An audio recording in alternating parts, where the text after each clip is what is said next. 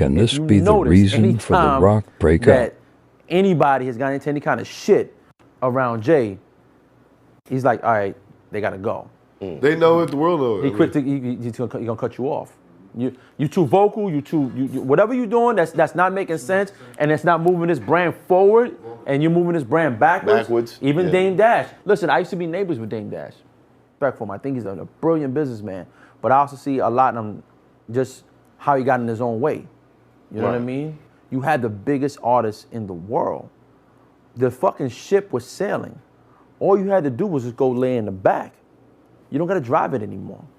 Because Jay-Z wanted to ascend to that business mogul. He wanted to be looked at as the business print of that corporation. Right. He don't want you taking the credit for it anymore. Right. You got it. You got the Armadale. We did some things. That's cool. Now go sit down. Let me ascend. I'm the man. I'm this. Google OG1 and see how many pictures you can find of him. Was a part of. Now, Desiree Perez was the wife of Juan OG Perez, one of Jay-Z's longtime business partners. We met back in '96, and Perez herself kind of got her start in the Roc Nation family managing the 4040 Club in Manhattan.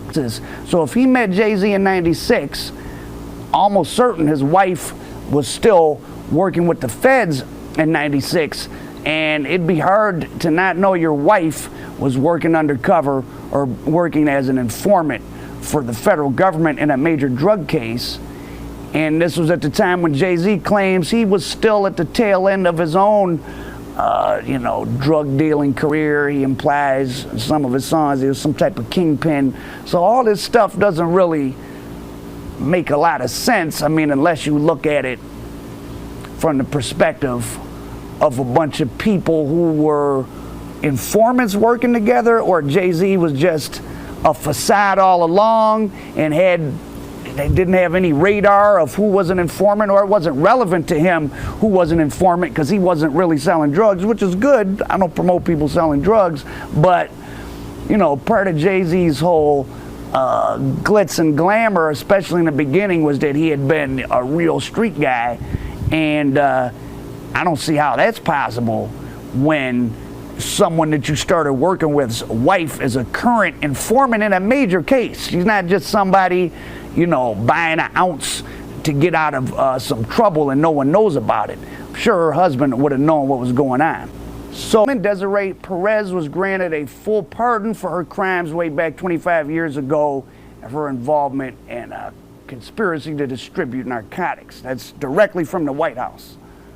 I wonder exactly how that synced up with her work as a federal informant and her later work for Roc Nation, even though there might have been some overlap with Jay-Z's time as a drug dealer.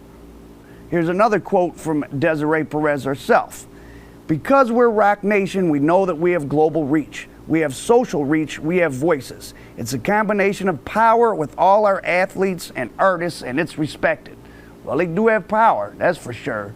And when you're working with the federal government, you have a lot of power. That's cool, that's good. But